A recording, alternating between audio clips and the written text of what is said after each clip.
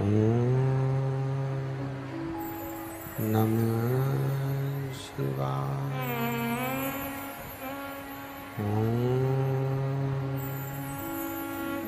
नमः शिवाय। नमः शिवाय।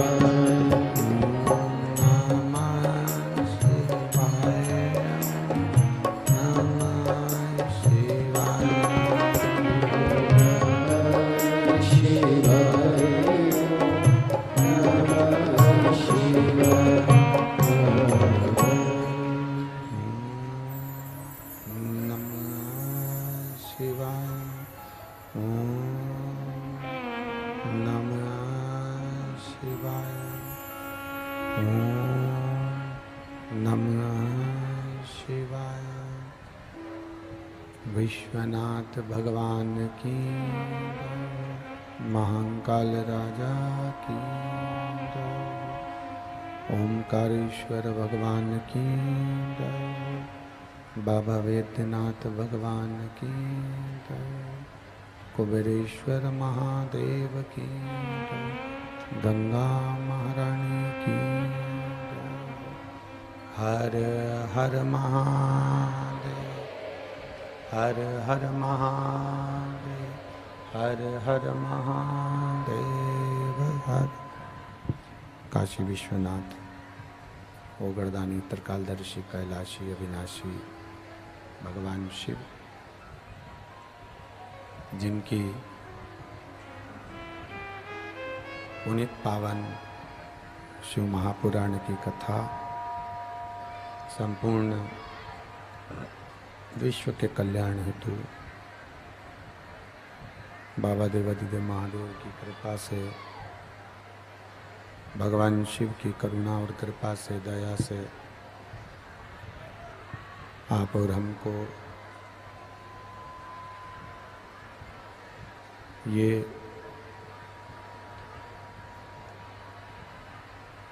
खगड़िया बिहार के अंतर्गत श्रवण करने का सौभाग्य प्राप्त हुआ है। स्वर्गीय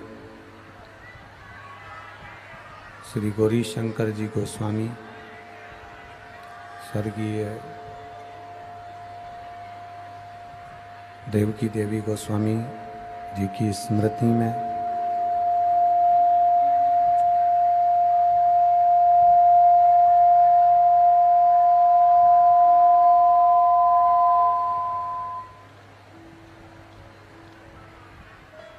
श्री नवीन कुमार जी गोस्वामी, श्रीमती खुशबू देवी गोस्वामी द्वारा खगड़िया बिहार से ये पावन, ये पास क्यों कर दी, दूर कर रखना था, सीटी मारेंगे वो बैठ के, वो सीटी मारेंगे।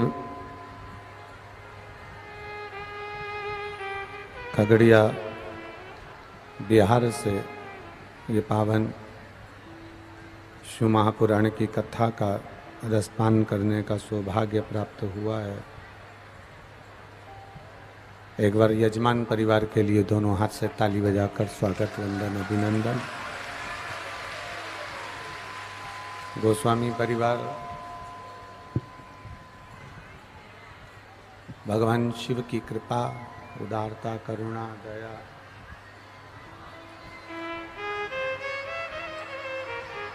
आवाज नहीं जा रही है, आशीष पीछे बिल्कुल भी।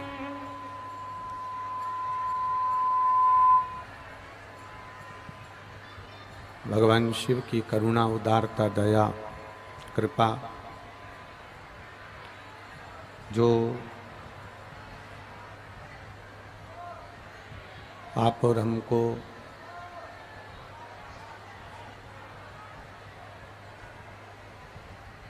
पावन शिव महापुराण की कथा को श्रवण करने का सौभाग्य प्राप्त हुआ है।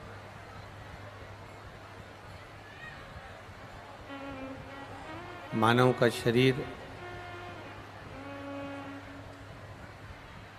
इस मनुष्य के शरीर को प्राप्त कर कर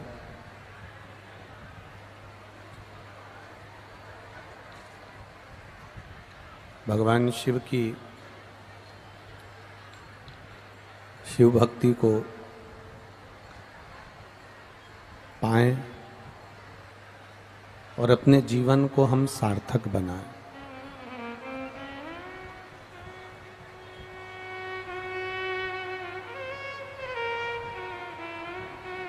कठिन में भी कठिन है मानव का शरीर,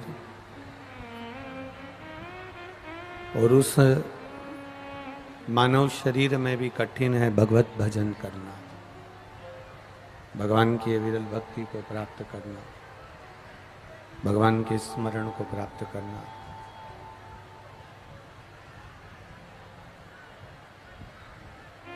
एक तो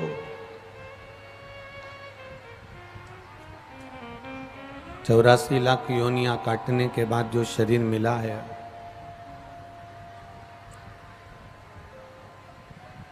83,99,999 योनियां काट दी, और फिर उन योनियों को काटने के बाद जो ये मानव का शरीर मिला है, ये मानव की जो देह मिली है,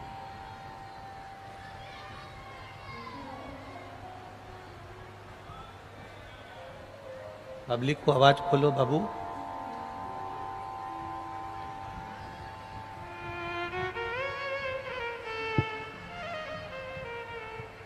मानव शरीर प्राप्त करने के बाद जो ये 83,99,999 योनियां काटने के बाद में ये मनुष्य का शरीर, ये मानव की, इसको और पीछे ले जाओ, बक्सोन को पीछे करो, पहले जैसी सेटिंग करो, इनको बक्सोन को पीछे सरकाओ सबको।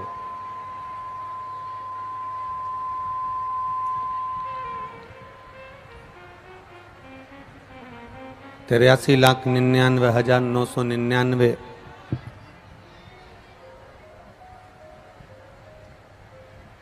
योनियां काटने के बाद में ये मानव की देह प्राप्त हुई है, मनुष्य का शरीर प्राप्त हुआ है।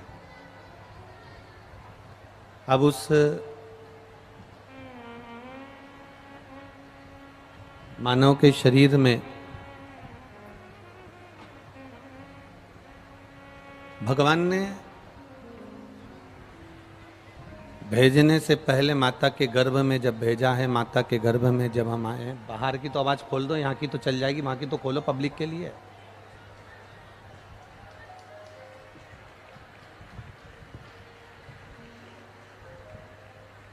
माता के गर्भ से हमें मां के गर्भ से जब भेजा, माता के गर्भ में जब भेजा गया, तो माता के गर्भ में सब कुछ सिखाकर, बताकर, बोलकर भेजा गया है। क्या हमें मृत्यु लोक में जाकर, हमें संसार सागर में जाकर, हमें इस भूमंडल पर जाकर, हमें पृथ्वी पर जाकर करना क्या है?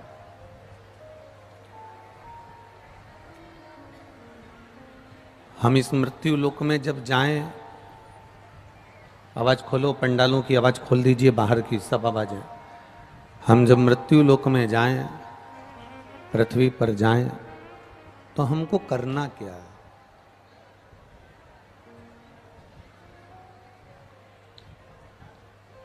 जैसे किसी तीर्थ में हम जाते हैं या कहीं हम घूमने के लिए जाते हैं या किसी तीर्थ में हम पहुंचते हैं या कहीं हम जा रहे होते हैं, तो हम जाने से पहले उस बद्रीनाथ जा रहे हैं, केदारनाथ जा रहे हैं, यमुनोत्री जा रहे हैं, गंगोत्री जा रहे हैं, देवघर जा रहे हैं, या हम मथुरा वृंदावन जा रहे हैं, नाथद्वारा या तिरुपति जा रहे हैं, हम जहाँ भी जा रहे हैं, हम पहले उसके बारे में जानते हैं, पता करते हैं कि हम वहाँ जा रहे हैं तो वहाँ दर्शनीय स्थल क्या है, हम जहाँ जा रहे हैं वहाँ पर भगवान का भजन कैसे हो सकता है, हम जहाँ जा रहे हैं वहाँ हम पहुँचें तो हम कहाँ कहाँ जाएं, कहाँ रुकें और कहाँ हम वहाँ भोजन करेंगे, कहाँ हम वहाँ रहेंगे, कैसे वहाँ दर्शन कर पाएंगे। तो ये सब चीज़ें हमको जाने से पहले हम ज्ञात करते हैं, जाने से पहले हम पता करते हैं।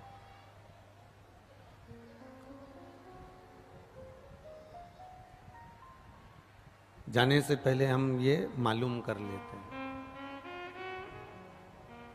अब जैसे हम कहीं जा रहे हैं, हम कहीं पहुंच रहे हैं, उससे पहले हम सब चीज़ों का अनुभव कर लेते हैं, सब चीज़ें जांच लेते हैं, सब चीज़ें पता कर लेते हैं।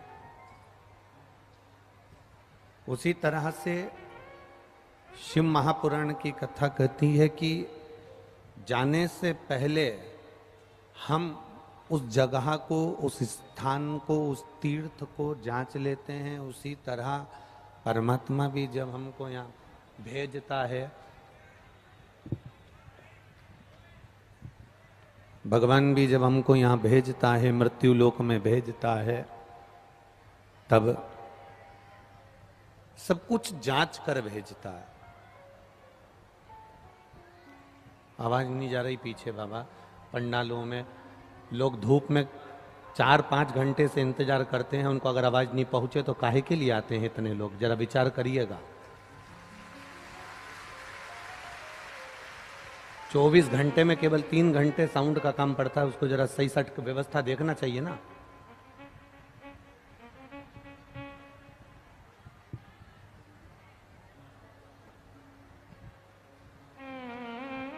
जब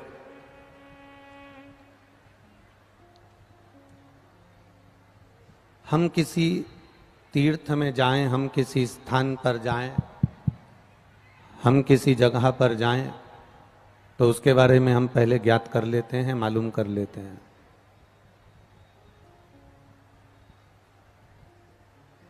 और ज्ञात कर लेना, मालूम कर लेना, और मालूम करने के बाद में फिर हम वहां तक पहुंचते हैं। फिर हम वहां तक जाते हैं,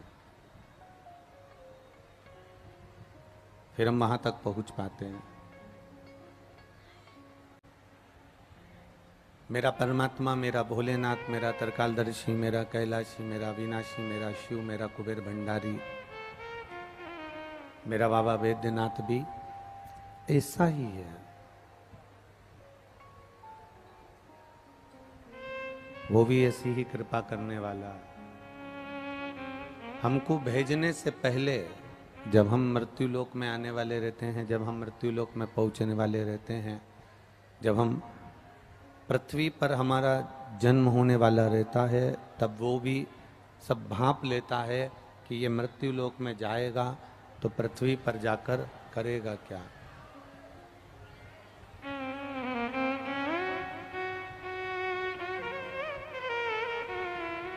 मृत्यु लोक में जाकर ये करेगा क्या, पृथ्वी पर जाकर ये करेगा क्या। वो परमात्मा भी भांपता है, वो परमात्मा भी देखता है।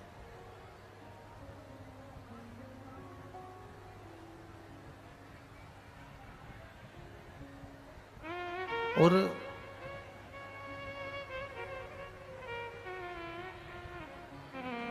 अगर वो परमात्मा हमको भेजने से पहले ये सब भांप रहा है, वो परमात्मा हमको भेजने से पहले ये सब कुछ देख रहा है, वो परमात्मा हमको भेजने से पहले ये सब कुछ जांच रहा है, तब उसने पृथ्वी पर हमको जन्म दिया है, तब उसने पृथ्वी पर हमको भेजा है।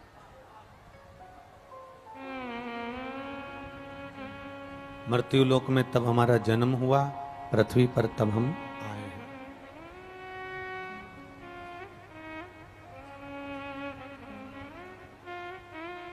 जैसे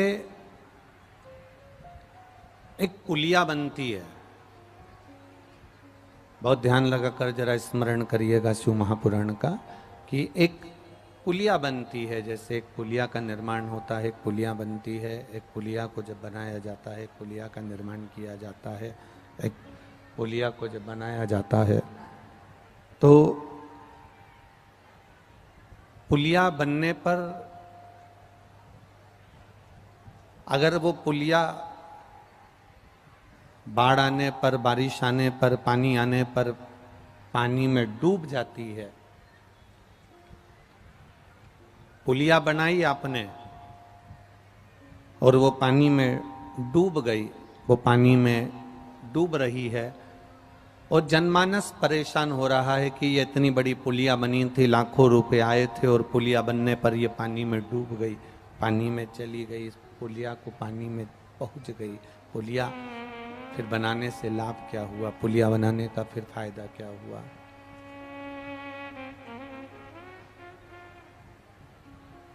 अब किसी ने पूछा कि तुमने ये पुलिया बनाई और ये पुलिया तो पानी में डूब गई, तुमने ये पुल बनाया और ये पुल तो पानी में डूब गया।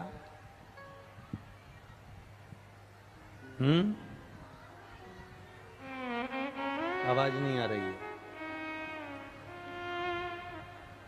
तुमने ये पुलिया बनाई, कोई ने पूछा कि ये पुलिया तो पानी में डूब गई है।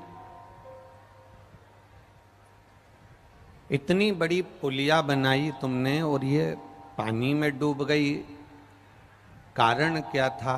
इसको थोड़ा और ऊंचा बनाना था, इसको और थोड़ा ऊंचा ले जाना था।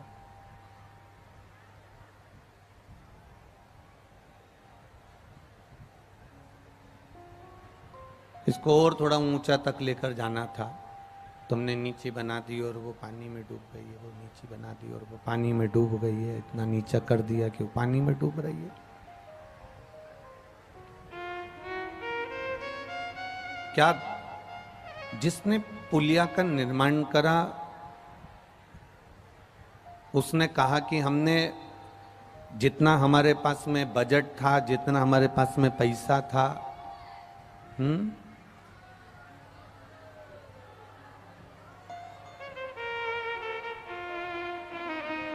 जितना हमारे पास में पैसा था, जितना हमारे पास में बजट था,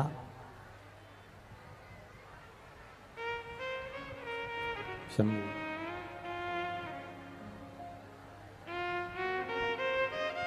जितना हमारे पास में बजट था, जितना हमारे पास में पैसा था, हमने उस हिसाब से इस पुलिया का निर्माण किया है। जितना पैसा हाथ में आया उसके हिसाब से हमने पुलिया का निर्माण करा। फिर किसी ने कहा कि ये तो पानी में डूब गई, तुमने जो बनाया था, इतनी बड़ी पुलिया बनाई वो तो पानी में डूब गई, अब पानी में चली गई है। तो तुम्हारे हाथ में पैसा कितना आया जो तुमने पुलिया बनाई? तो कहा जितना पैसा आया उस हिसाब से हमने ये पुलिया बना दी और ये पानी में डूब गई। अब जरा विचार करिएगा, गांव के लोगों ने, शहर के लोगों ने, नगर के लोगों ने पता करा कि आखिर ये पुलिया बनी कितने की और बजट कितने का था। तब मालूम पड़ा कि बजट तो बहुत था, बजट तो बहुत था। और बजट बहुत था फिर भी पुलिया पानी में डूब गई। मतलब दोष बनाने वाले का है। बजट तो आया था पर वो पानी में अगर पुलिया डूब गई तो उसके लिए जवाबदार बनाने वाला है। उसी तरह भगवान ने हमको जन्म दिया।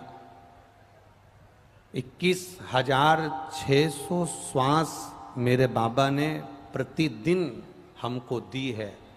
3.5 करोड़ रोम छिद्र मेरे बाबा ने हमको दिए हैं। पूरा शरीर अच्छा दिया है। पूरा बजट बनाकर भगवान ने पैदा किया। उसके बाद भी हम अगर इस शरीर को डुबो दिए, पूरा बजट परमात्मा ने देकर भेजा और उसके बाद भी हम अगर इस शरीर को डुबो दिए तो फिर इस शरीर की कोई मूलता नहीं, फिर इस शरीर की कोई महत्वता नहीं है। इस शरीर की कोई मूलता, कोई महत्वता फिर इस शरीर की नहीं रही है महाराज। उसने दिया 21,600 श्वास प्रतिदिन दी है उसने। 21,600 श्वास उसने प्रतिदिन प्रदान करी है। 3.5 करोड़ रोम छिद्र इस मनुष्य की देह को प्रदान किए हैं। भगवान की अपनी एक अविरल भक्ति भगवान ने देकर हमको भेजा है मृत्यु लोक में, पृथ्वी पर। और उसके बाद भी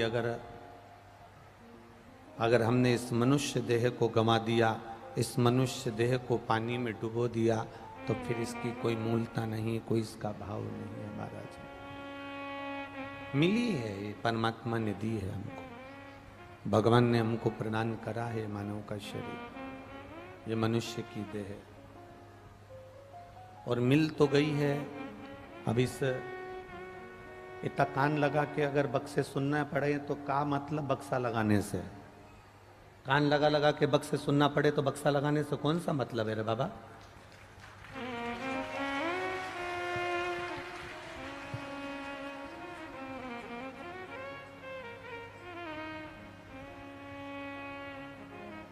उस परमात्मा ने सारा बजट देकर, उस परमात्मा ने ये शरीर देकर 21,600 श्वास हमें प्रदान कर कर भेजा है। और जब इतना शरीर हमारा देकर भेजा, ये पावन शरीर हमको दिया है भगवत भजन करने के लिए, स्मरण करने के लिए। इस शरीर को हमने जाना नहीं और इसको गंवा दिया। इस शरीर को हमने पहचाना नहीं और इसको हमने पानी में डुबो दिया। ये बड़ी मुश्किल से मिला हुआ शरीर है, बड़ी मुश्किल से। शिव महापुराण की कथा कहती है, परमात्मा को केवल आपसे धन नहीं चाहिए। परमात्मा को आपसे कोई दौलत या कोई संपदा या कोई वैभव या कोई सत्ता या कोई बहुत सारा राजसी ठाट नहीं चाहिए। परमात्मा को आपसे ना तो पीताम्बर चाहिए, ना अंबर चाहिए, ना तुम्हारा सोना, ना तुम्हारी चांदी, ना तुम्हारा आभूषण, ना तुम्हारा रतन चाहिए।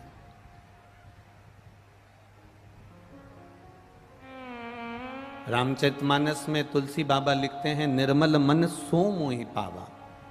भगवान को तुम्हारा वैभव या तुम्हारा धन या तुम्हारी दौलत या तुम्हारी संपदा या तुम्हारी सत्ता से मतलब नहीं होता।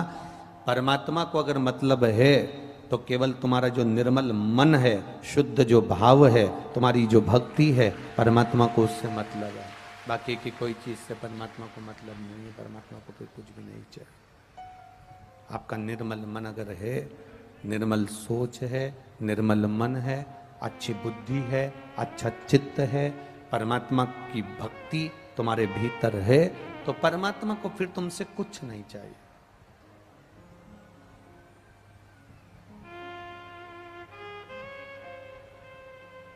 फिर भगवान को तुमसे कुछ चाह नहीं है अगर मन शुद्ध है। अच्छा एक बात बताओ, आप लोगों के यहां बिहार में अचार डलता है क्या? अरे बोलो जम के, डलता है? केरी का, आम का, नींबू का, आंवला का, ठीक है।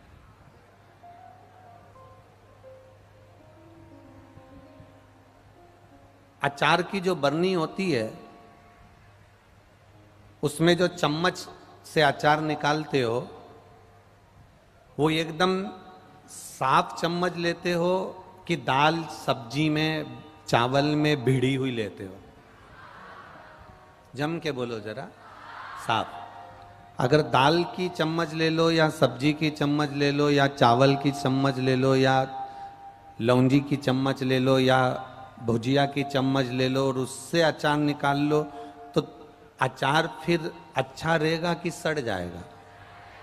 सड़ जाएगा। मतलब अचार की बरनी को भी चम्मच चाहिए तो अच्छी चाहिए। अचार की बरनी में भी चम्मच डलती है तो झूठी नहीं डलती। और किसी और चीज में भींगी हुई भीड़ी लगी हुई वो चम्मच अचार की बरनी में भी नहीं चलती। जब अचार की बरनी में, जब अचार की बरनी में झूठी चम्मच नहीं चलती, जब अचार की बरनी में बेकार चम्मच काम नहीं करती, सब्जी में भिड़ी हुई झूठी, चावल में भिड़ी हुई, दाल में भिड़ी हुई चम्मच जब अचार की बरनी को नहीं चलती, तो फिर जरा विचार करना, हमारा झूठी जिह्वा, हमारा झूठा दिखावा, हमारी झूठी बातें परमात्मा को चलेगी क्या? परमात्मा को भी नहीं चलती, भगवान को भी नहीं लगती, चलती। जब झूठी चम्मच तुम्हारी दाल में नहीं चल रही, झूठी चम्मच दाल की या सब्जी की चम्मच तुम्हारी अचार की बरनी को स्वीकार नहीं करती, तो फिर परमात्मा को ये झूठा भाव कैसे स्वीकार करेगा?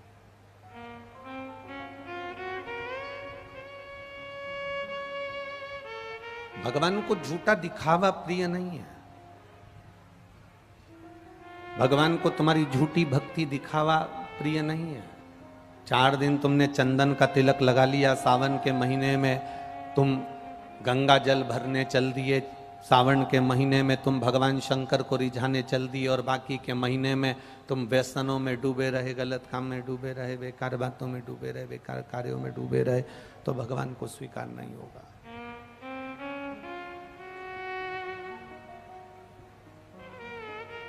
वो भगवान को स्वीकार नहीं है।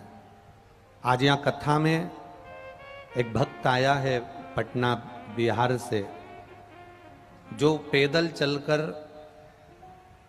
काशी भी कथा में पटना बिहार से पहुंचे थे। केवल एक उनके मन में एक संकल्प था, उनका एक कार्य था, वो कार्य वो बता नहीं सकते, पर इतना उलझा हुआ कार्य था, इतना उलझा हुआ कार्य था कि अच्छी प्रशासन का अधिकारी भी उस कार्य को सुलझा नहीं सकता था। तो संकल्प लेकर पैदल पटना से काशी जब कथा हुई थी तो उसमें पहुंचे थे और व्यासपीठ पर उनको बुलाया गया था। वहां से एक बेलपत्र बाबा की मांग कर लेकर गए थे, बाबा यहाँ पैदल चलकर आया हूं, अगर मेरा कार्य हो गया तो कहीं नजदीक में जब शिव महापुराण की कथा होगी तो आंखों पर पट्टी बांधकर अपने परिवार समेत यहां फिर पहुंचूंगा पैदल। कहां बैठे हैं वो?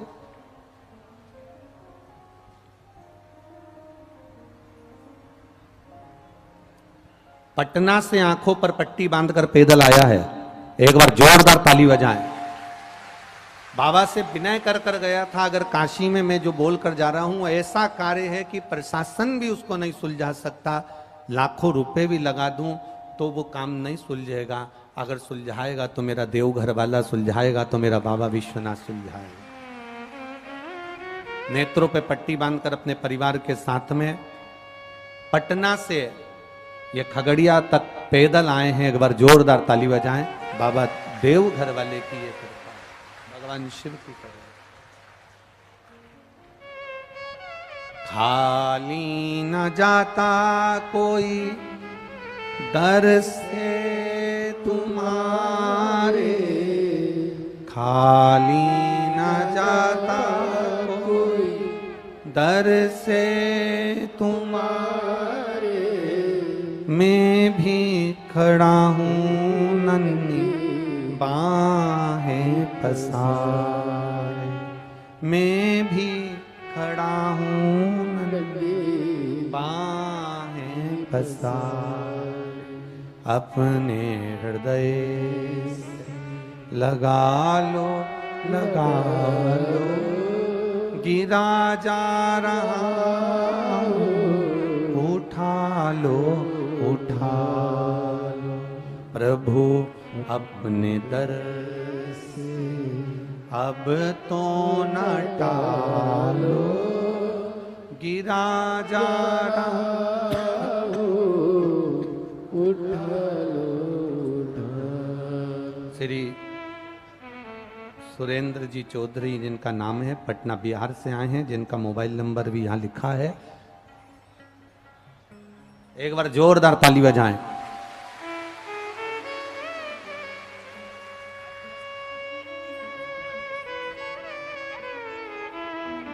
संकल्प लिया था कि मेरा कार्य हो जाएगा, जहां कथा होगी वहां आंखों पर पट्टी बांधकर पैदल पहुंचूंगा, और व्यासपीठ से ही वह पट्टी खुले, ये आशा लेकर आए हैं। बाबा की कृपा। एक बार जोरदार ताली बजाएं।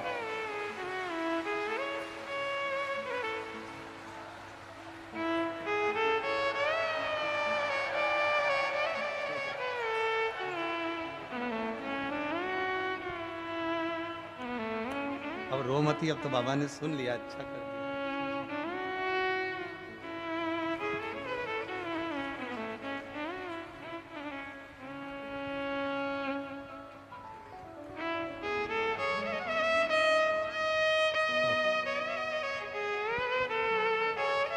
एक बार जोरदार ताली बजाएं।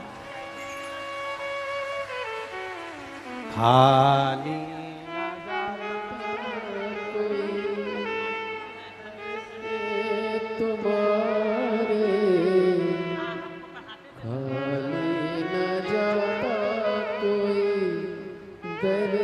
अब रोइए मत, अब खुश होइए, बाबा कृपा करें। मैं भी खड़ा हूँ नन्ही बाहें पसारे, अपने हृदय से लगा लो लगा लो, गिरा जा रहा उठा लो उठा लो, प्रभु अपने दर से अब तो न टालो, गिरा जा रहा उठा लो उठा। शिव कथा कह रही है, भगवान शंकर का संवाद कह रहा है, शिव महापुराण की कथा कह रही है।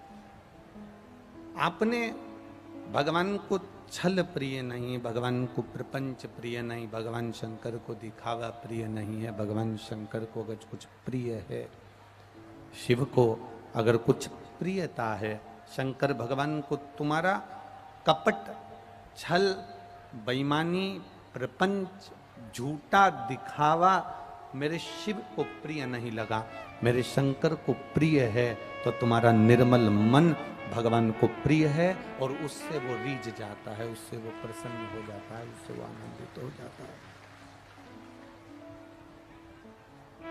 उसमें उसके आनंद की सीमा हो जाती है।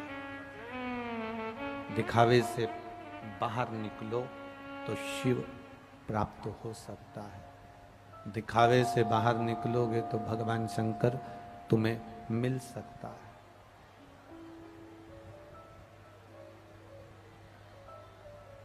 शिलाद नाम का मुनि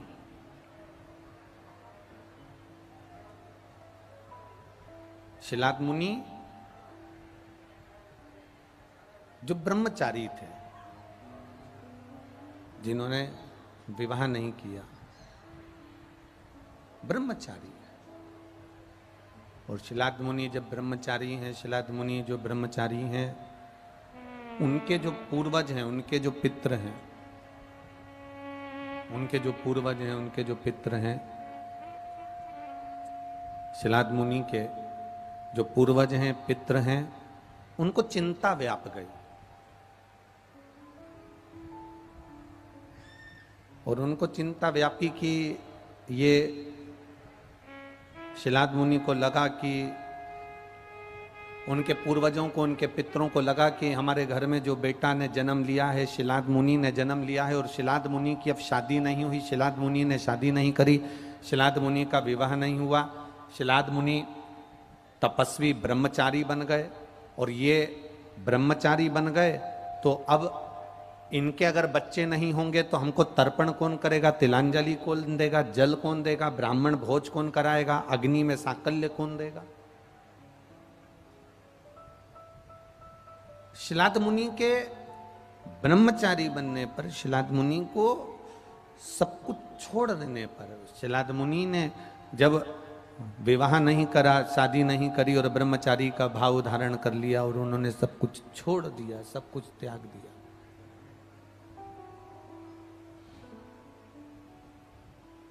पितरों को चिंता लग गई, पूर्वजों को चिंता हो गई, पूर्वजों को टेंशन हो गया, और पूर्वजों को चिंता लगी इस बात की कि अब हमको तर्पण कौन करेगा, अब हमको तिलांजलि कौन देगा, अब हमको भोजन कौन देगा, हमारा अग्नि का भाग कौन निकालेगा। संसार में जन्म लेने वाला प्रत्येक मनुष्य ये विचार करता है कि हमारी वंशावली बढ़ती चली जाए, हमारा वंश बढ़े, हमारी गोद में, हमारी झोली में भी भगवान एक संतान, एक पुत्र, एक पुत्री, एक संतान हमारी गोदी में भी दे, जो कि हमारे वंश को बढ़ा दे, हमारे पूर्वजों को तर्पण, तिलांजलि, जल, भोजन आदि प्राप्त होता रहे। ये सब मिलता रहे, ये भाव प्रत्येक मनुष्य के हृदय में होता है, प्रत्येक मनुष्य के दिल में होता है। अब पितृलोक में जो पितृ बैठे हुए थे, पितृलोक में जो पितृ विराजमान थे, उन पितरों ने आर्यमा स्वामी से कहा, पितरों के देवताओं से,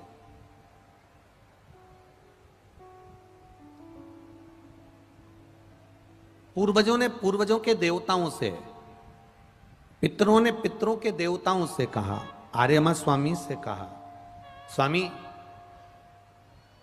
हमारा जो बेटा है, हमारा जो पोता है शिलाद मुनि, ये शादी नहीं करा है, इसके घर में अगर संतान नहीं होगी तो फिर हमारे तर्पण कौन करेगा, तिलांजलि कौन करेगा, हमको जल कौन देगा। और इसकी यहां संतान नहीं है क्योंकि ये ब्रह्मचारी बन गया, इसने सब कुछ त्याग दिया और भगवान की भक्ति में बैठ गया।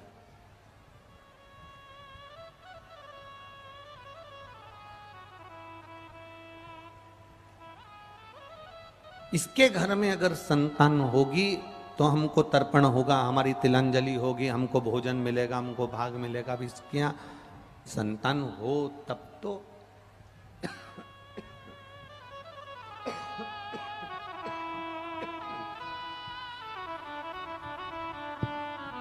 इसके यहाँ संतान हो तब तो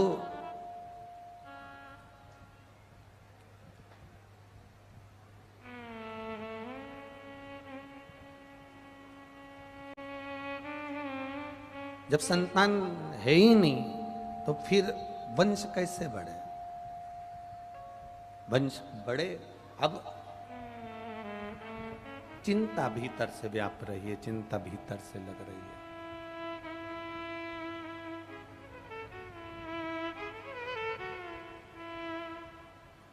आर्यमा स्वामी ने पूछा,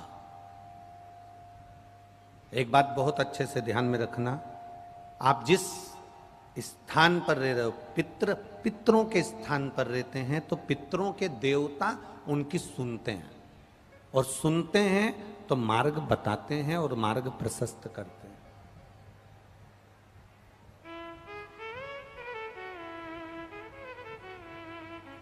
अगर आप ब्रह्मलोक में रहते होते तो आप ब्रह्मा जी से आप कुछ कहते तो ब्रह्मा जी आपकी बात को जरूर स्वीकार कर लेते।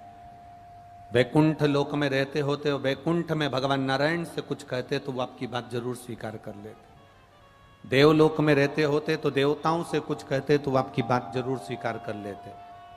हम रह रहे हैं पृथ्वी पर मृत्यु लोक में, और मृत्यु लोक में अगर रह रहे हैं तो निश्चित है पृथ्वी पर रहने वाला व्यक्ति अगर देव अधिदेव महादेव से कुछ कहेगा तो महादेव उसकी बात को जरूर स्वीकार करेंगे, ये निश्चित है।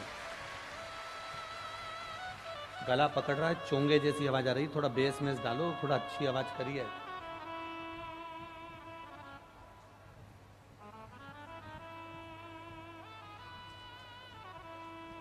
अब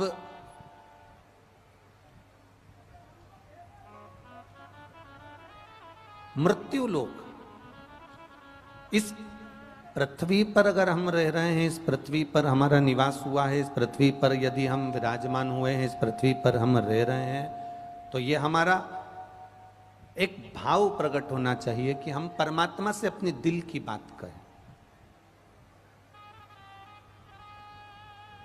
परमात्मा को हम अपने मन की बात कहें,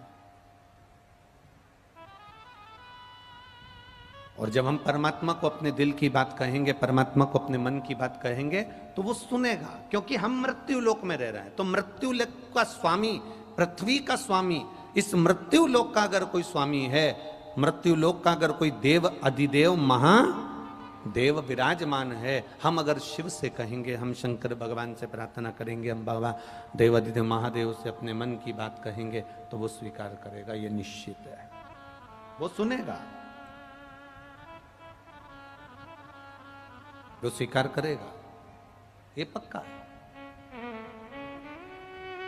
जब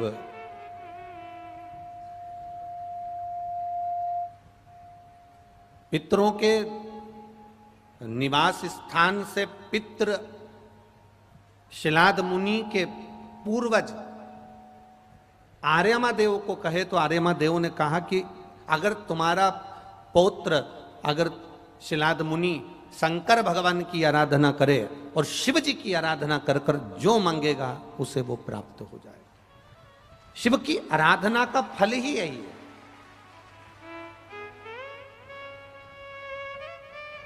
शंकर भगवान की आराधना का सबसे बड़ा फल है कि जो मांगो वो तुरंत देता। सारी समस्या का हल एक लोटा जल, जो मांगा। एक पत्र आया है, देखिए, पत्र भी बढ़िया पंखे पे लिखा हो। हमारे पास में भी 3-4 पंखे तो इकट्ठे हो गए होंगे, क्योंकि रोज एक ना एक पत्र पंखे पर आ ही जाता है। हो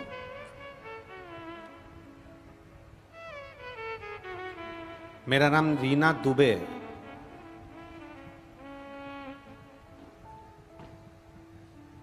मेरा नाम रीना दुबे और पिंकी तिवारी पूर्णिया बिहार से आई हैं। कहीं बैठी हो तो हाथ हिला सकती हैं। अगर कहीं बैठी हो जिन्होंने पंखे पर ये पत्र लिखा है, रीना दुबे और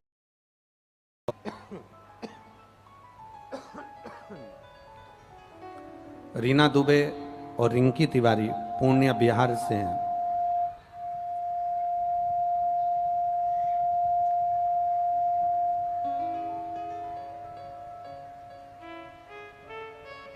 कहीं बैठी हो तो हाथ हिला सकती हैं।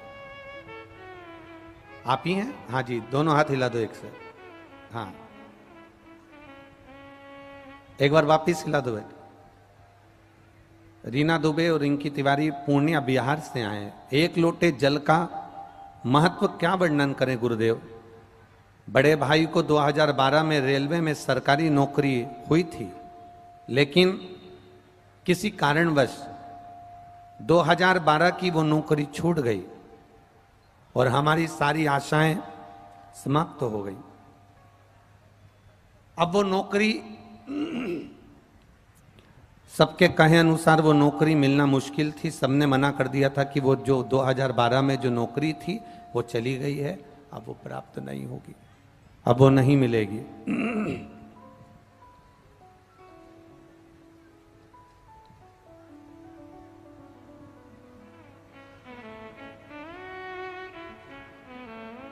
नौकरी तो चली गई, 2012 में जो नौकरी करी थी वो चली गई 2012 में। अब सब दूर से आस समाप्त हो गई, सब दूर से आस खत्म हो गई। सब दूर से आस जब खत्म हो गई तब किसी ने कहा, एक बार टीवी पर कथा आती है और पशुपति व्रत करो और बाबा से प्रार्थना करो, बाबा सब कुछ कर सकता है, जो दुनिया में कोई नहीं कर सकता वो देवाधिदेव महादेव कर सकता है, आप करो बाबा का गुणगान।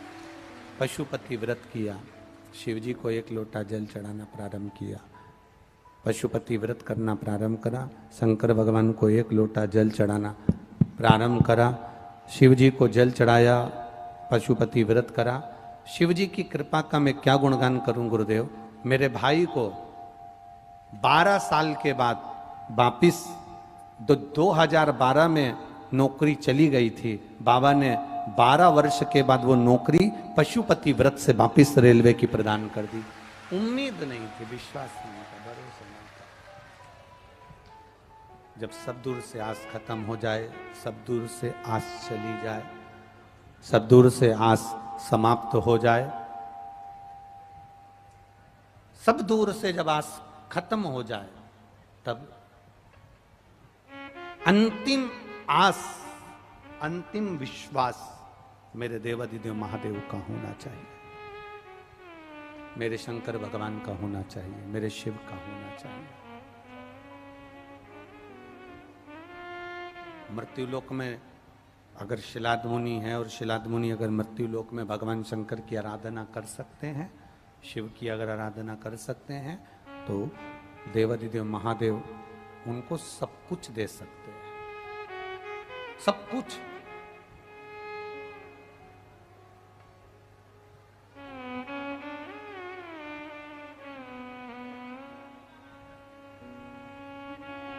ऐसी कोई चीज नहीं, ऐसी कोई वस्तु नहीं और ऐसा कोई सुख नहीं, ऐसा कोई आनंद नहीं जो मेरा देवाधिदेव महादेव आपको प्रदान ना कर दे, मेरा शंकर भगवान आपको दे ना दे। ऐसा कोई सुख ही नहीं, ऐसा कोई आनंद ही नहीं है संसार सागर में। जो कोई नहीं दे सकता वो मेरा देवाधिदेव महादेव दे सकता है, मेरा शिव दे सकता है। आप अपने पूर्वजों से, अपने शिलाद मुनि से कहो, आप शिलाद मुनि से जाकर प्रार्थना करो कि शिलाद मुनि तुम शिव जी की आराधना करो, भगवान शंकर का गुणगान करो। शिव जी की आराधना करोगे, शिव का गुणगान करोगे तो तुम्हारे घर में संतान जरूर तुम्हें प्राप्त होगी, और वो संतान अगर प्राप्त होगी तो वो पूर्वजों का तर्पण और तिलांजलि जरूर करेगी। शिलाद मुनि ने तब साधना करना प्रारंभ करा।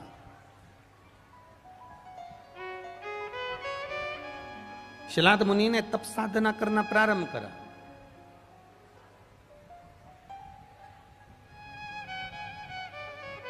और जब शिलाद मुनि ने तप साधना करना प्रारंभ करा, ऐसी तप साधना शिलाद मुनि ने करी कि तप करते करते करते करते करते करते मिट्टी का ढेर बन गए, और उनके शरीर के अंदर, मिट्टी के अंदर कीड़े पड़ गए, और शरीर के मांस को नोच नोच कर वो कीड़े खा गए।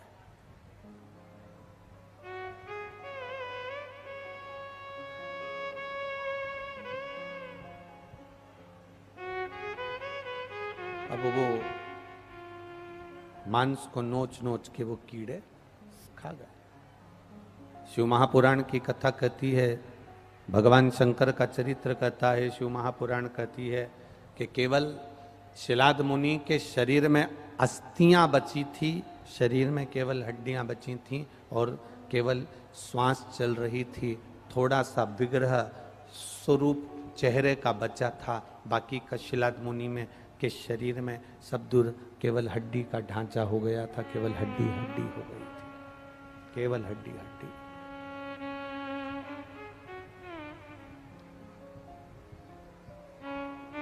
अब केवल शरीर में हड्डी हड्डी बची है और प्रभु का नाम का स्मरण शिलाद मुनि कर रहे हैं, शिव के नाम का स्मरण शिलाद मुनि कर रहे हैं। केवल शिलाद मुनि के शरीर की अस्थियों का ढांचा अकेला बचा, तब देव ऋषि नारद जी भगवान शिलाद मुनि का दर्शन करने आए तो क्या देखते हैं कि मांस तो शरीर पर था ही नहीं।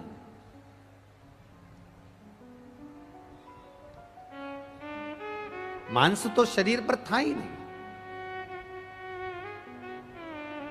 देव ऋषि नारद ने सोच लिया अब इसमें तो प्राण बचे नहीं है, तब साधना कर भी लेगा तो क्या फल प्राप्ति क्यों ना। पर देव ऋषि नारद देख कर वापिस चले गए। वहीं से नंदीश्वर निकल कर जा रहे थे, नंदी निकल कर जा रहे थे और उन नंदी ने, उन नंदीश्वर ने देखा, उस नंदी ने देखा, जो नंदी निकल कर जा रहा था उस नंदी ने देखा कि कोई तप कर रहा है, कोई साधना कर रहा है और तप साधना इतनी विचित्र कर रहा है कि शरीर में मांस बचा नहीं, केवल हड्डी का ढांचा ही बचा है, केवल हड्डी का ढांचा, उसके सिवा कुछ भी नहीं बचा।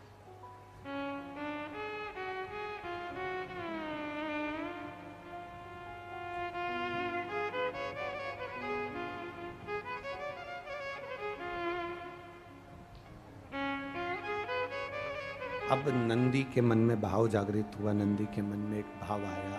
नंदी ने विचार करा कि बताओ, शिव का नाम जप रहा है, भगवान शंकर का गुणगान कर रहा है और शरीर में केवल अस्थियां ही अस्थियां बची है, ढांचा केवल अस्थियों का पिंजर बचा है और मांस तो कुछ शरीर में है ही नहीं,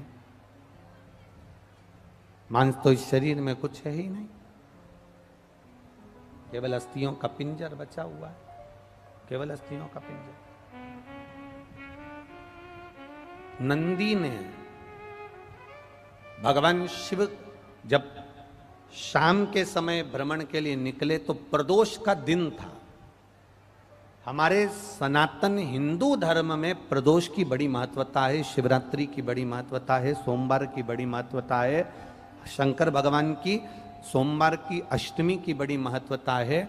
हमारे सनातन हिंदू धर्म में शिव की आराधना की एक अलग महत्वता, एक अलग आनंद था, एक अलग सुख था।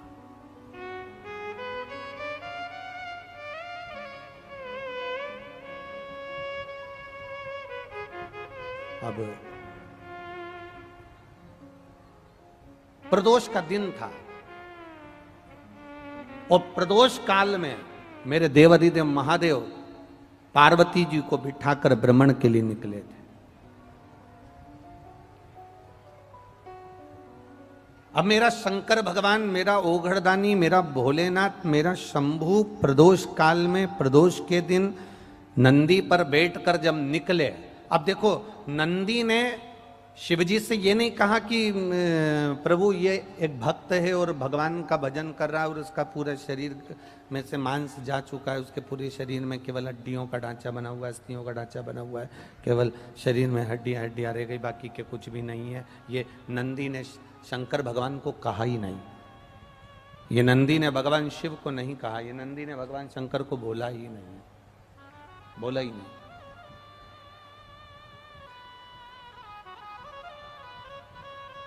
बस नंदी पर शिवजी बैठे, जगत जननी जगदम्बा माता पार्वती जी बैठी और नंदी पर बैठकर जब भगवान शंकर प्रदोष के दिन, प्रदोष काल में जब निकल कर जा रहे थे, तभी नंदी बोले कुछ नहीं, नंदी बोलते कम है, बोले कुछ भी नहीं। और शिव जी को ले जाकर शिलाद मुनि के सामने नंदी थोड़ी देर खड़े हो गए। नंदी वहां शिलाद मुनि के सामने खड़े हुए, बस नंदी जाकर खड़े हुए और पार्वती जी ने नंदी से कहा आगे बढ़ो ना, आगे चलो ना। इतने में नंदी आगे बढ़ते नहीं, आगे चलते नहीं।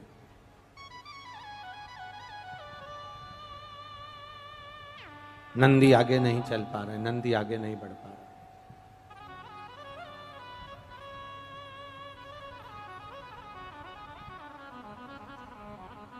बड़ा कठिन है। अब नंदी के सम्मुख में शिलाद मुनि है, नंदी देख रहे हैं, शिलाद मुनि तप साधना में लीन है। पार्वती जी ने नंदी से कहा आगे बढ़ो, नंदी बढ़ते नहीं है।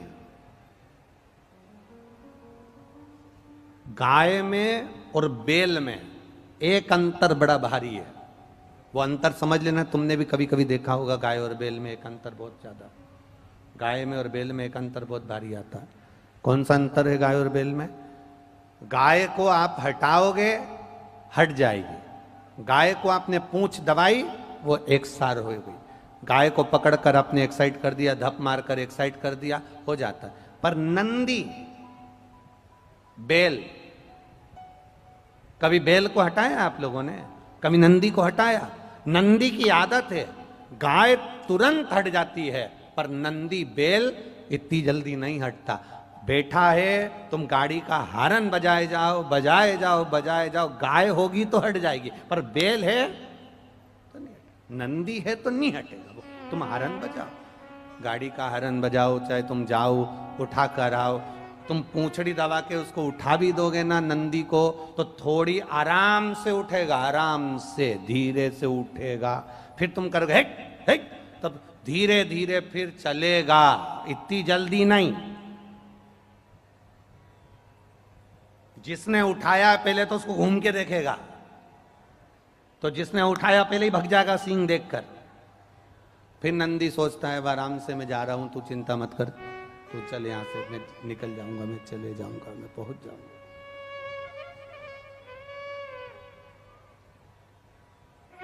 पार्वती जी कह रही हैं कि चलो आगे, पार्वती जी बोल रही हैं चलो। अब नंदी तो हिलने को तैयार नहीं, नंदी तो जाने को तैयार नहीं।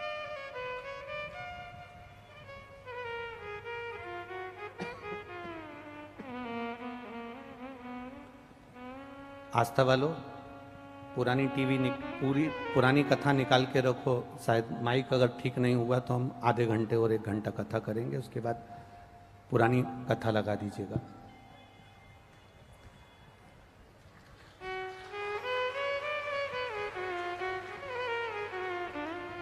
अब नंदी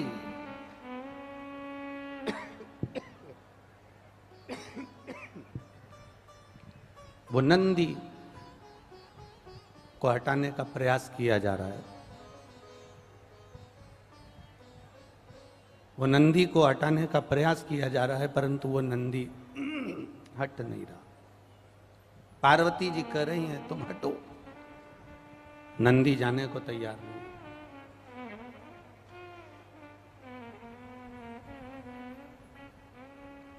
शिव जी ने नंदी से पूछ लिया, भगवान शंकर ने नंदी से पूछा, और भगवान शिव ने नंदी से पूछा कि तू आगे क्यों नहीं बढ़ रहा? शिव से नंदी कुछ नहीं कहना चाहता, केवल मिट्टी के ढेर पर शंकर भगवान की दृष्टि पड़ जाए, बस नंदी इतना सा चाहता है। और नंदी मंदिर के अंदर कभी नंदी का दर्शन करना, वो शंकर भगवान को देखता रहता है। कभी किसी मंदिर के अंदर तुमने नंदी के आंखों को बंद नहीं देखा होगा। आप में से किसी ने देखा है क्या? किसी ने नंदी के नेत्रों को शिव जी के मंदिर में कभी बंद नहीं देखा होगा।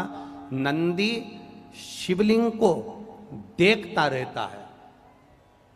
कारण केवल इतना सा है, नंदी हमको बताता है, नंदी हमको दिखाता है कि आप शंकर भगवान की ओर अपनी दृष्टि कर कर रखो, एक ना एक दिन शंकर भगवान तुम्हारे पर दृष्टि कर देंगे और तुम्हारा कल्याण हो जाएगा।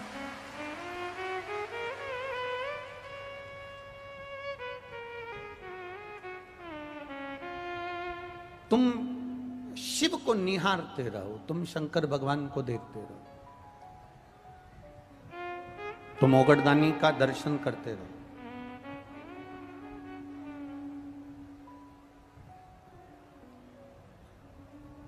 अभी योग दिवस गया, बोलो गया कि नहीं गया? अरे जम के तो बोलो, गया। योग सिखाया था जो हमारे शास्त्रों में पतंजलि का वर्णन किया गया है, पतंजलि का जो वर्णन किया गया, और उन्हीं पतंजलि का स्मरण, उन्हीं पतंजलि का स्मरण हरिद्वार वाले बाबा रामदेव जी ने भी कर रखा है, उन्हीं पतंजलि के नाम से,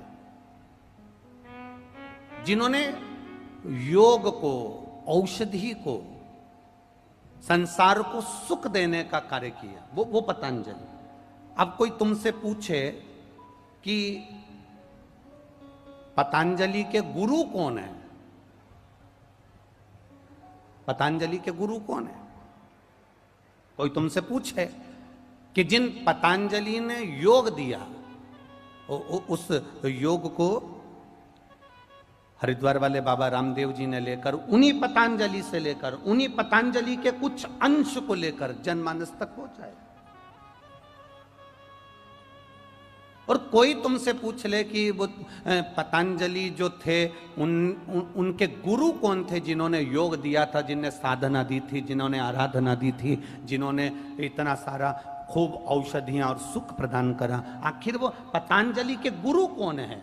तो आप शास्त्र उठाकर देखोगे तो आपको मिलेगा पतंजलि के गुरु नंदी थे, भगवान शंकर के गण नंदीश्वर पतंजलि के गुरु।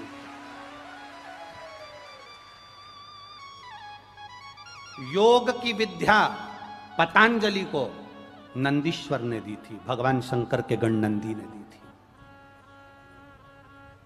और केवल पतंजलि अकेले ही नंदी के शिष्य नहीं थे, भगवान नंदी के 8 शिष्य, नंदी के 8 शिष्य पूरे भारत में आज भी पूज्य हैं, उसमें से पतंजलि तो एक है।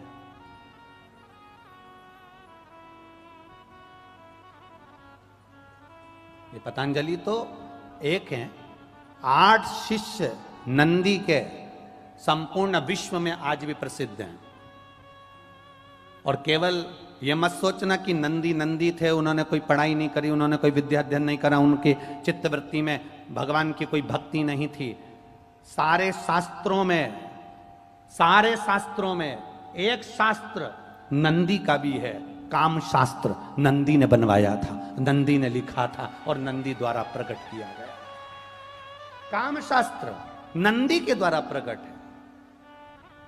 अगर कोई तुमसे कहे कि ये योग दिवस मनता है और पतंजलि जो थे उन्होंने इस योग का शुरुआत करी थी, उसी योग के अंश को बाबा रामदेव जी ने ग्रहण किया और उस जनमानस तक पहुंचाया, उन्होंने अपनी पीठ का नाम भी पतंजलि रखा, उस पतंजलि के नाम से। वो पतंजलि के गुरु कौन है? तो आप कह सकते हो वो पतंजलि के गुरु श्री नंदीश्वर हैं। नंदी शंकर भगवान के गण वो पतंजलि के गुरु हैं, जिन्होंने अपनी योग साधना पतंजलि को दी थी, जिन्होंने अपनी भक्ति की साधना पतंजलि को दी थी, जिन्होंने अपनी दृढ़ साधना पतंजलि को दी थी।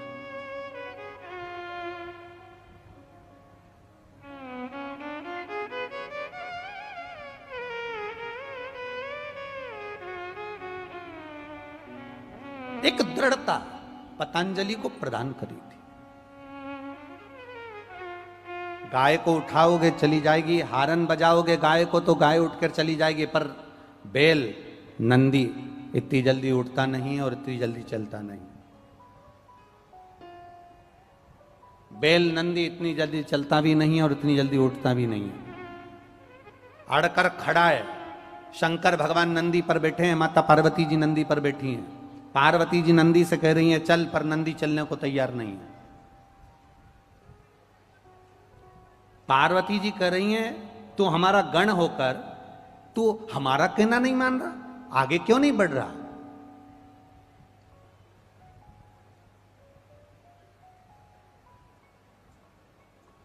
एक बात आप लोगों से कहना चाहेंगे, जब कभी जिंदगी में मौका मिले ना, स्वयं खा लेना सुकृति है, छुड़ाकर खा लेना विकृति है, और बांट कर खाना यह भारत देश की संस्कृति है। कभी अगर मौका मिल जाए तुम्हारी जिंदगी में, कभी ऐसा योग लग जाए कि तुम्हारी पानी की बोतल में पानी थोड़ा सा है और पड़ोसन को प्यास बहुत तेज लग रही है, और तुम ये विचार कर कर बैठी हो कि मेरे पास में पानी थोड़ा सा है, अगर मुझे प्यास लगेगी तो मुझे पीना पड़ेगा, मेरे को प्यास लगेगी तो मुझे भी तो पानी चाहिए, और पड़ोसन पानी की बोतल ढूंढ रही है, कहीं प्यास लग रही है, मुझे पानी मिल जाता तो अच्छा होता। पड़ोसन को प्यास लग रही है, तुम्हारे पर्स में पानी का पाउच रखा है, तुम्हारे पर्स में पानी की बोतल रखी है, तुम्हारे पास में पानी रखा है, पड़ोसन को प्यास लग रही है, पड़ोस में जो बच्चा है वो प्यासा है, पड़ोस में कोई बैठा है उसको प्यास लग रही है, और तुम्हारे पास में पानी रखा हुआ है। तुमने इसलिए रखा कि 3 घंटे की कथा है, 4 घंटे की कथा है, थोड़ी देर में मुझे प्यास लगेगी, मैं पी लूंगी। तुमने अपने लिए संजो कर रखा, और पड़ोसन को अगर प्यास लग रही है उसको नहीं दिया। शिव महापुराण की कथा कहती है, शिव पुराण से ये सीख कर जाना, पड़ोसन को प्यास लग रही है और तुम्हारे पास में पानी रखा है, अपने लिए रखा है, उसमें से थोड़ा सा पानी उस पड़ोसन को पिला देना। तुमने उसकी चिंता करी तो तुम्हारे पानी की व्यवस्था वो महादेव करेगा।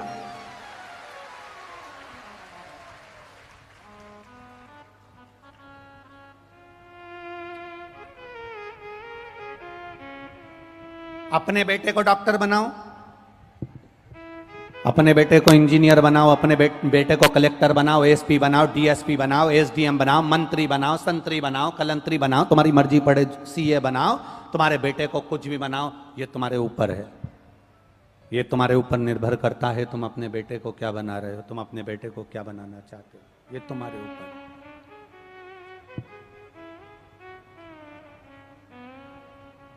पर अपने बेटे को एक बात जरूर सिखा देना कि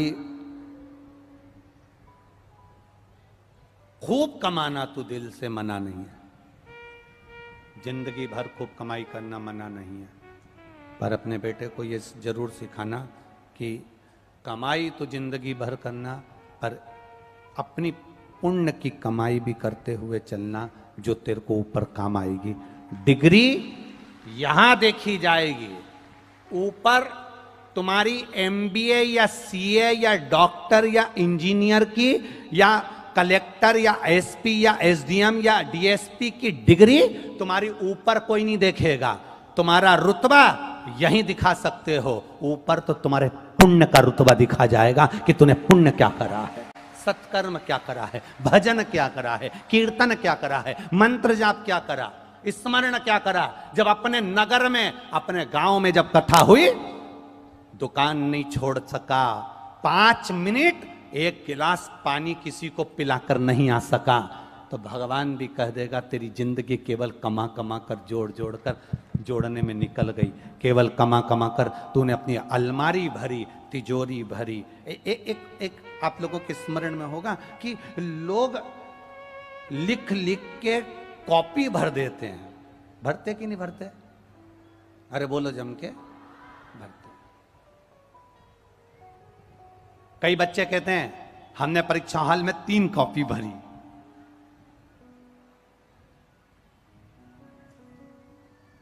हमने होमवर्क कर करके 4 कॉपी भर दी, हमने 2 कॉपी भर दी, पर सबने कहा कि हमने 4 कॉपी भर दी, 5 कॉपी भर दी, हमने 3 कॉपी भर दी, पर एक भी कहने वाला नहीं मिला कि 4 कॉपी भरने में अंदाजा लगाना, 3 कॉपी भरने में, 2 कॉपी भरने में जिस पेन से लिख रहे थे वो पेन कितना खाली हुआ।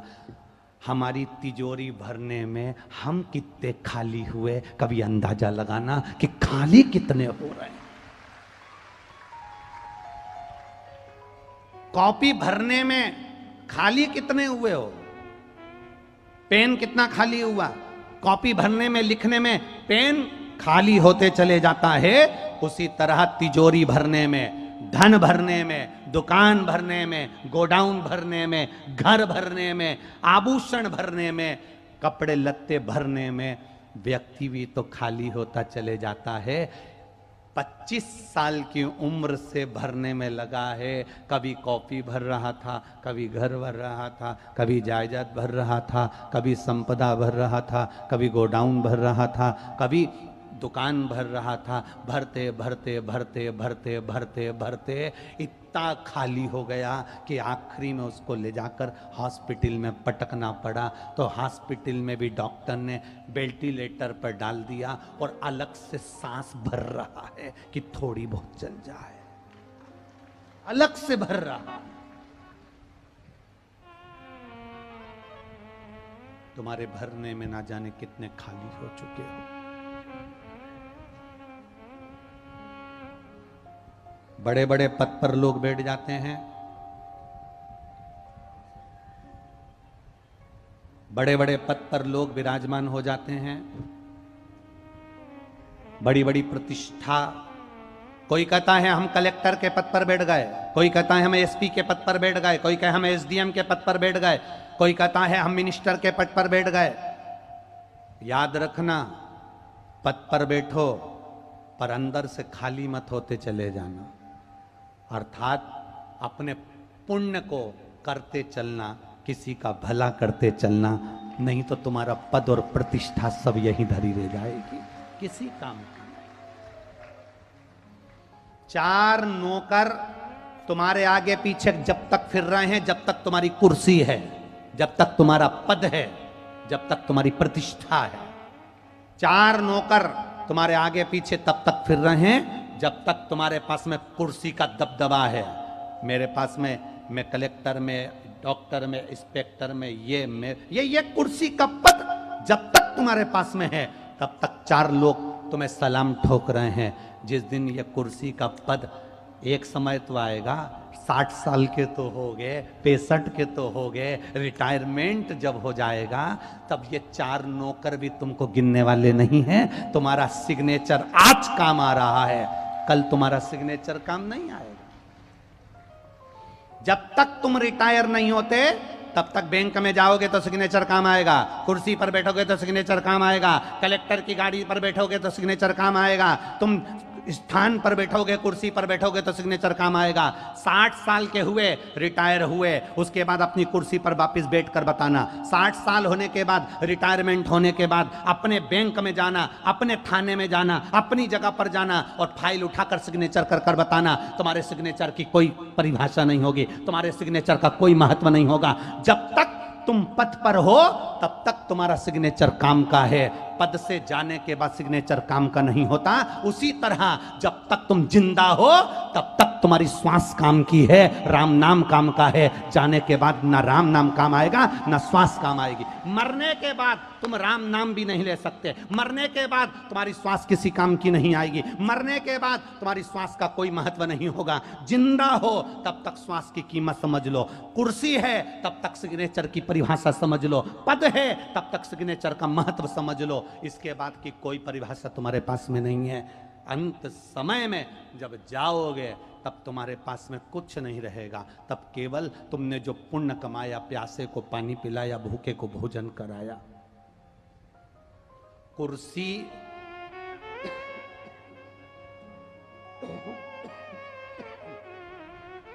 रिटायरमेंट के बाद में, रिटायर होने के बाद में नौकर काम नहीं करेंगे। रिटायर होने के बाद में तुमने अपने सिग्नेचर से किसी का भला कर दिया होगा ना, तो वो 25 बार तुम्हें सलाम ठोकेगा। सर पानी भर दूं क्या, सर ये कर दूं क्या, सर आऊं क्या। आप उदास दिख रहे हो सर। रिटायर होने के बाद तुम्हारी खुद की औलाद भी तुमको अच्छे से व्यवहार नहीं करेगी, पर रिटायर होने से पहले तुमने जो सिग्नेचर का सदुपयोग करा, किसी का भला कर दिया, तो वो तुम्हारी औलाद जैसा काम कर जाएगा, तुम्हारे को लेकर डॉक्टर के पास चला जाएगा, तुम्हें संभाल लेगा, तुम्हें साधेगा, तुम्हें संभालेगा। कोई साथ देगा ना देगा, तुम्हारा जब समय अच्छा चले, तुम्हारा जब समय अनुकूल हो, तुम्हारा समय जब अच्छा चल रहा हो, तब आप भगवत भजन अवश्य करिए। तुम्हारा जब समय अच्छा चले, तुम भगवान का नाम अवश्य लो। तुम्हारा समय जब अच्छा चले तो अच्छा काम करते चलो।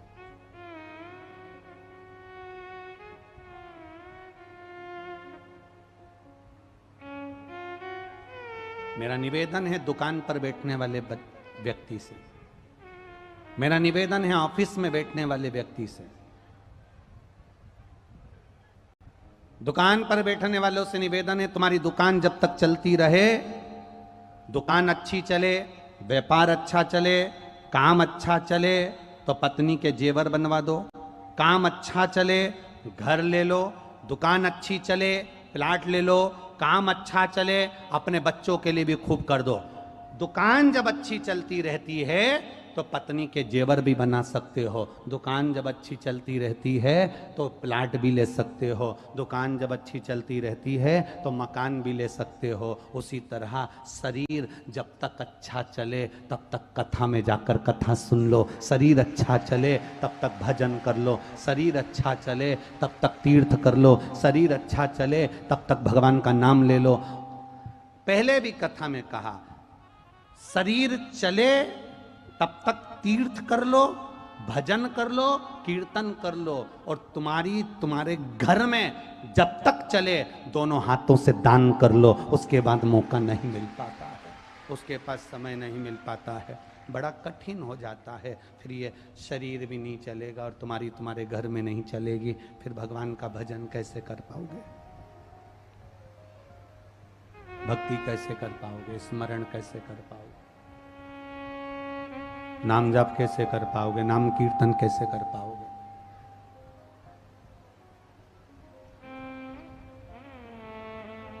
चले इसको चला। और अंत समय प्रभु आना पड़ेगा, वचन दिया तो निभाना पड़ेगा।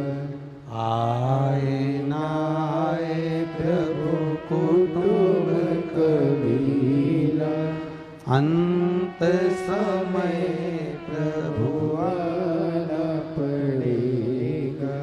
वचन दिया तो निभाना पड़ेगा।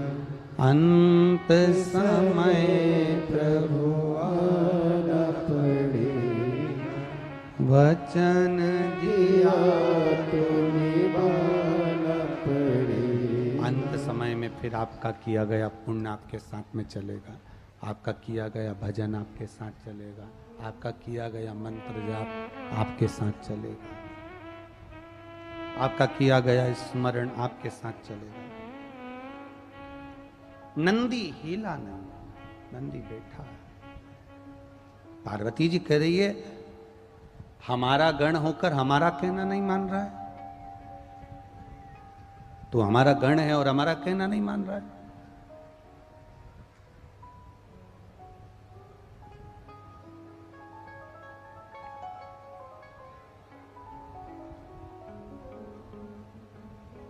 नहीं हिला। किसी का भला हो रहा है तो बहुत अच्छी बात है, अपने द्वारा हो रहा है तो और अच्छी बात।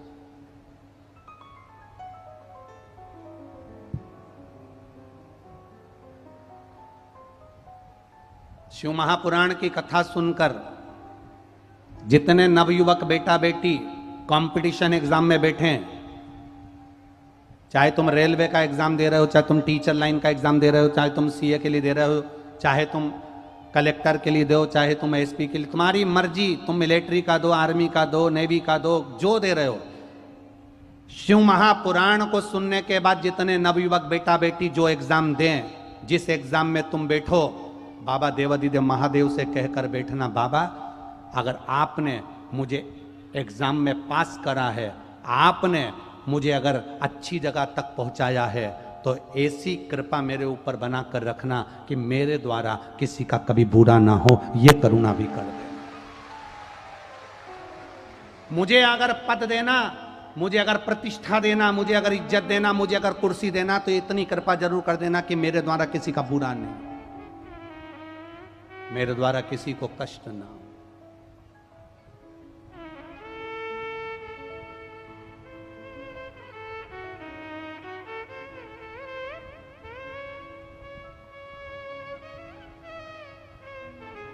बहुत सोच समझकर शिव से प्रार्थना करा करो। यहां पंडाल में बैठे हो ना, छाता लगा लगा कर बैठे हो, चद्दर हुन पकड़ कर बैठे हो, धूप में खड़े हो, अपना अपना व्यवस्था, अपना अपना छाता लेकर सुबेरे सुबेरे से लेकर दोपहर के 2 बजे तक आप इंतजार करते हो। आपको लगता होगा महाराज जी साउंड वाले को चिल्ला देते हैं, या टेंट नहीं लगाते थे तो चिल्ला देते हैं। आप लोगों को देखकर दिल दुखता है कि तुम्हारी साधना कितनी कठिन है, जो 5-5, 6-6 घंटे तक खड़े रहते हो, बैठे रहते हो। महाराज का क्या है, एसी के रूम में से निकल कर आएगा, 3 घंटे कथा बाचेगा और एसी के रूम में चले जाएगा सियोर वाला महाराज। तो और दुख तुमको देखकर होता है कि 5-5 घंटे तक बैठे हो, इंतजार कर रहे हो, और उसके बाद भी अगर ये माइक व्यवस्था ठीक ना हो, तुम्हारी बैठने की व्यवस्था ठीक ना हो, तुम्हारे लिए कोई व्यवस्था अगर ना कर पाए, तो हमारा कथा करना भी बेकार है, उस कथा का कोई सार्थत्व नहीं। और फिर प्रार्थना कर रहे हैं, आगामी कथाएं जितनी भी लगी हुई हैं, आगे जितनी कथा हो रही हैं, उनसे निवेदन है, अगर आप भक्तों की बैठने की व्यवस्था सही कर सको और सारी व्यवस्थाएं ठीक कर सको तो कथा करवाओ, वरना हमारा कुबेरेश्वर धाम भला और हमारी 2 कथा भली। हमें नहीं जाना फिर बाहर निकलकर कथा करने के लिए। अगर भक्त दुखी हैं तो ऐसी कथा करने से सियोर वाले महाराज का कोई मतलब नहीं है। कोई करोड़ों का धन सियोर वाला महाराज नहीं लेता तुमसे कथा करने का, जो तुम्हारे दबाव में आकर बैठा रहेगा यहाँ कथा करने के लिए। इतना अंदाजा लगा कर रखिएगा, भक्तों की व्यवस्था हो तो कथा हो, नहीं हो तो कुबेरेश्वर धाम भला और भगवान की भक्ति भली और शिव नाम भला, भजन भला। कितना कितना ये माइक, इसकी आवाज ना पहुंचे तो हमारा क्या मतलब यहां से बैठना है। ये धूप में बैठे हैं, जरा जरा से बच्चों को गोदी में ले लेकर, छाता लगा लगा कर। मेरा आस्था वालों से निवेदन है, इनको दिखाओ, केवल पंडाल में बैठे हुए को नहीं, इनको दिखाओ जो धूप में छाता पकड़ पकड़ कर बैठे हैं 4-4 घंटे से। सुबह 6 बजे से इंतजार करते हैं इस कथा का, 2 बजे की कथा का, 5-5, 600 किलोमीटर दूर से आते हैं। उनको उनका छाता पकड़े, बच्चा गोदी में है, छोटे हैं, पकड़े खाता, केवल कथा के लिए आए 3 घंटा, क्योंकि उनको मालूम है ये कथा नहीं है, ये मेरे देवघर वाले की मिलन की एक स्थान है, वो मिलेगा, मेरा शिव तत्व प्राप्त होगा। भक्ति, भक्ति का बल बड़ा होता है।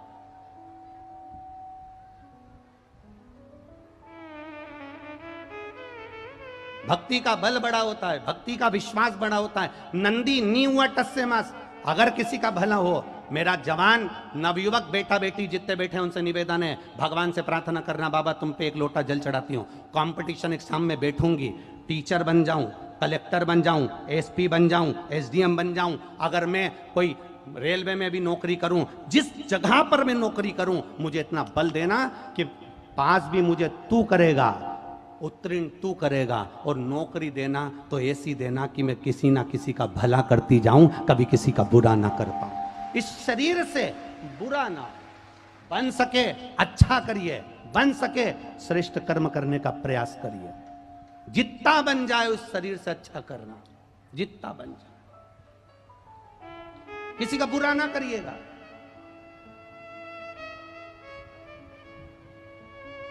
किसी का गलत ना करिएगा।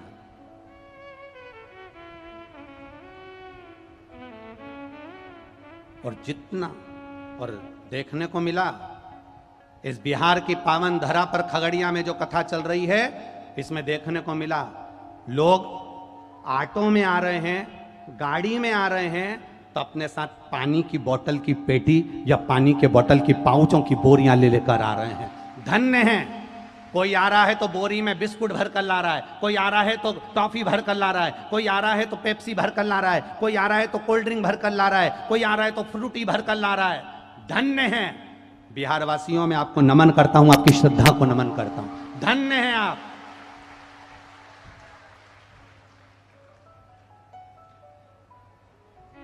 एक मां, अभी हम लोग आ रहे थे जब स्टील के डब्बे में जितनी जिसकी सामर्थ्यता है, जितने जिसकी सामर्थ्यता, एक मां स्टील के डब्बे में खिचड़ी लेकर खड़ी थी और ऐसा अखबार का कागज फाड़ के रखे थे उसने, और उसका बच्चा खिचड़ी, वो माँ खिचड़ी भर रही स्टील के डब्बे में से, और बच्चा उसका छोटा सा हाफ पैंट पहना है, टी शर्ट पहना है, और बच्चा जाने वाले भक्तों को खिचड़ी दे रहा था।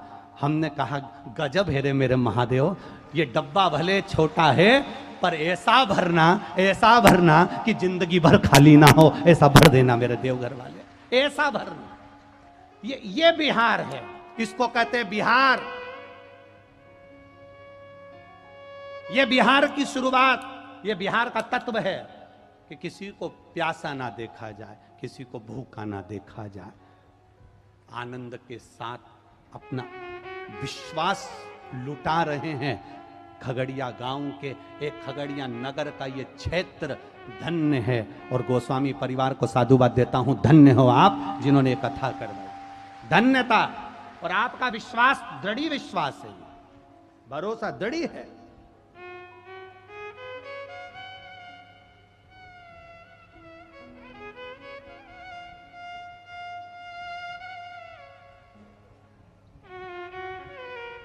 भरोसे के साथ शिव तत्व को नंदी नहीं हटा।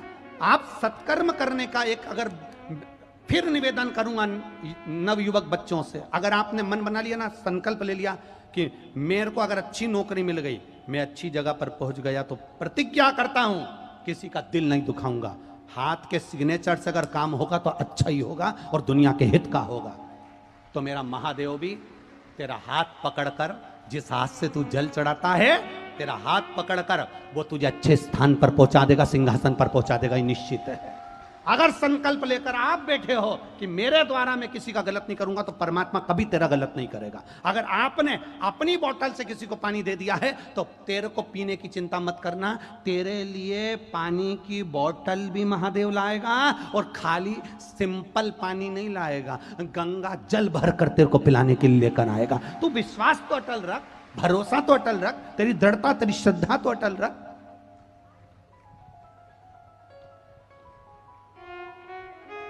मंदिर जा रहे हैं हम, और मंदिर जाएं और लोगों की बुराई करें या निंदा करें, या मंदिर जाएं और हम गलत चीजें देखें या गलत विचार करें, तो मंदिर जाना सार्थक नहीं है। सारी समस्या का हल एक लोटा जल है, सारी समस्या का हल एक लोटा जल है, पर उस जल को छल के बिना चढ़ना चाहिए। हमारे भीतर कोई छल ना हो, हमारे भीतर कोई कपट ना हो, हमारे भीतर कोई प्रपंच ना हो, केवल निर्मल मन से हम शिव जी को एक लोटा जल चढ़ाएं। उस समय पर महादेव बस इतनी प्रार्थना रखना कि तू मेरा हाथ पकड़ना, मैं गिरूं भी तो संभालना तू, और अगर मुझे दुख भी आए तो संभालना तू, और खुशी में तू मुझे बहुत दे दे तो संभालना तू, कहीं मुझे अहंकार ना आ जाए, कहीं मुझे अभिमान ना आ जाए, संभाल तू लेना। तेरे बराबर कोई नहीं संभाल सकता। कौन संभाले, कौन संभाले? संभाल। नंदी नहीं हटा, नंदी अड़िग रहा, नंदी दृढ़ी रहा, नंदी हिलने को तैयार नहीं है, नंदी खड़ा है, जा ही नहीं रहा।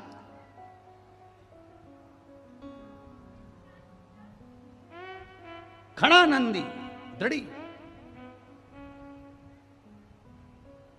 हिलने को तैयार नहीं नंदी, जा नहीं रहा।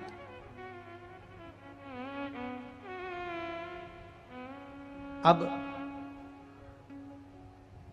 पार्वती जी ने कहा तू हमारा कहना नहीं मानेगा। नंदी बोले नहीं, चुप, मौन, बोले नहीं।